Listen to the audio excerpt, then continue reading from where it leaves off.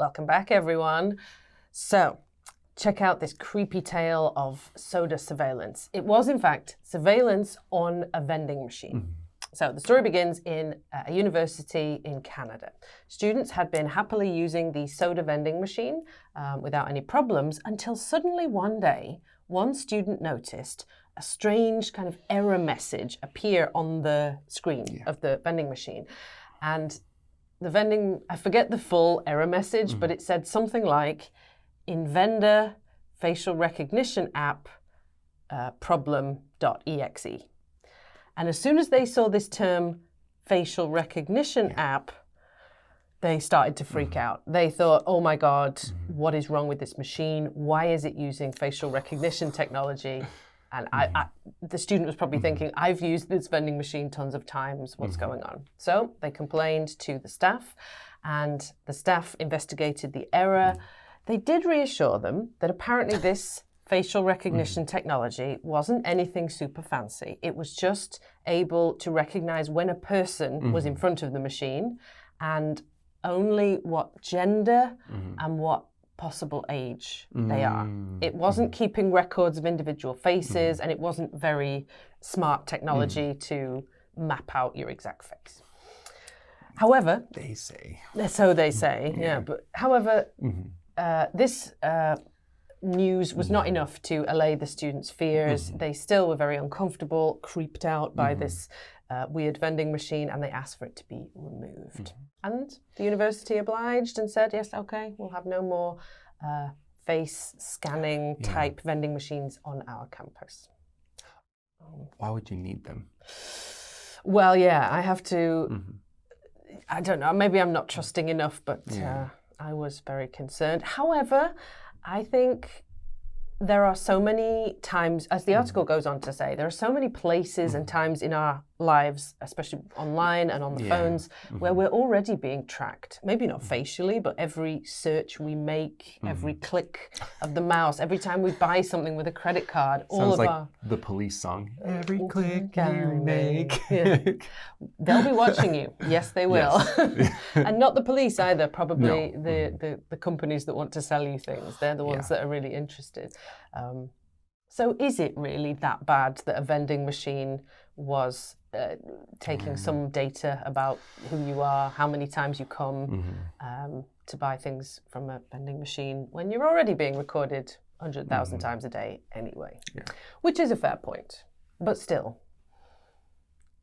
it doesn't, I suppose my phone does know where I am. Yeah.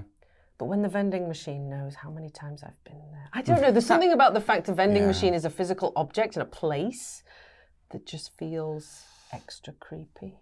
Yeah. I don't know. There is something extra creepy about it, but I can't figure out what it is. How do you think, John? I would put up a couple things just for me. Number one, we know phones track us. We know these things are happening, but yes, we have a choice not to have a phone, but do we really?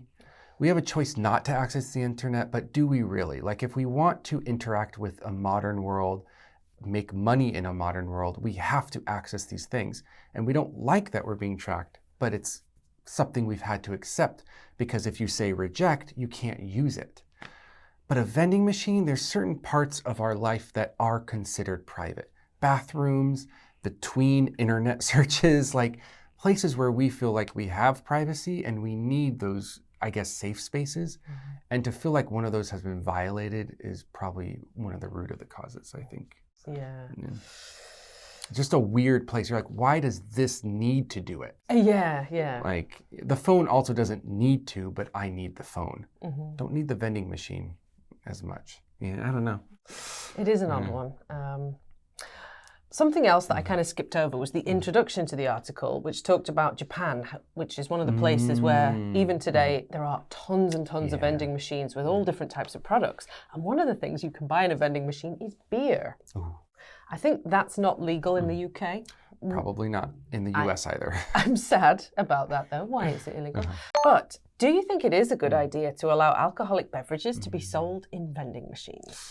Can you imagine going for your train and instead of that coffee, just pressing the wine glass falls down?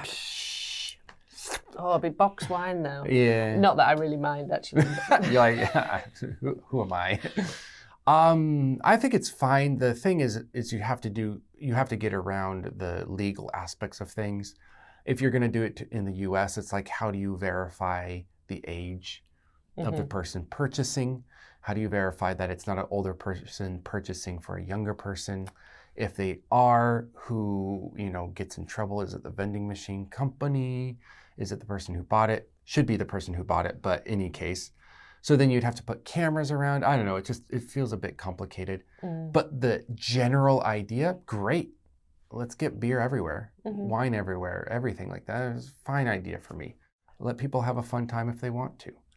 Yeah. And I know there's going to be arguments about alcoholism and stuff, but there's a certain amount of personal responsibility and control that needs to happen through there. But yeah, that's actually an interesting argument. How much should society change for the minority who have addiction? Yes, I think. Ooh, that's a difficult one. It's a very knotty problem with lots of things. We need another article to discuss that. Yeah, I'm not going to talk about it here. Separate issue. So that's about all we've got time for today. Correct. It was a sinister article, but a significant malfunction. Go down into the vocabulary section, have a look, see if you can find some useful things for your next English conversation, and come back and see us for the next article. Bye-bye.